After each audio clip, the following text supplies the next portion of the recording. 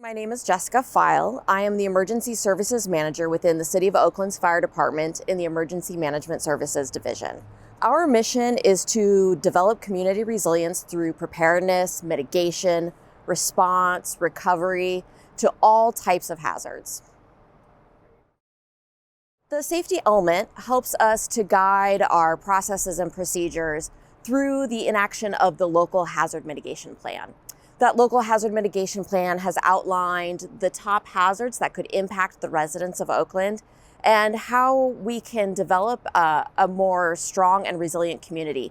There is an action plan set forth, and if we're able to enact the measures in that action plan, we're going to make our community more resilient to all types of hazards.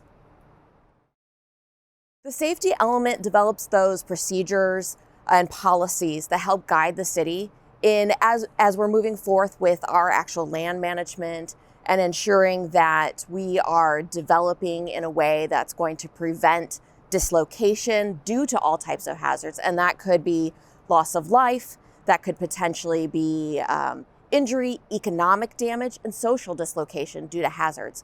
So the processes that are outlined within that safety element help prevent. Looking at, again, going back to the policies and procedures outlined in the safety element, help to ensure that we are moving towards those goals of 2045 in our safety element and addressing the fact that climate change is here, climate change is real, and it's already impacting our community. Many of you may have been impacted by the recent storms, which are unprecedented in the amount of water and flooding that occurred within the city of Oakland and how it's impacted our residents. So as we move forward, being able to take a look at those hazards as they increase due to more extreme weather shifts. We additionally will have more wildfires in the future, and ensuring we're looking at how do we reduce the actual impact of those wildfires to our community as well. The city and its partners need to come together because all disasters are local. They start local, they impact our residents first, and we need to make sure that we are working together and at that neighborhood level to make sure that our residents, A, are developing a culture of preparedness, and B, have a place to go in times of need. And having that trust within their community.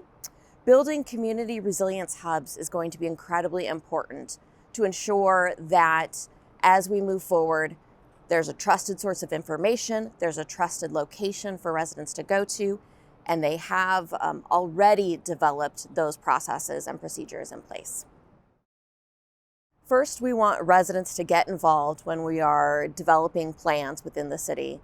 Understanding what is part of that plan, providing feedback to the safety element as we move forward, but going back to, again, creating that culture of preparedness internally. We need to make sure residents understand that disasters and the impacts of those disasters are not a single point in time. We need to make sure we're continuing to build our resilience over time. It's a journey, it's not a destination.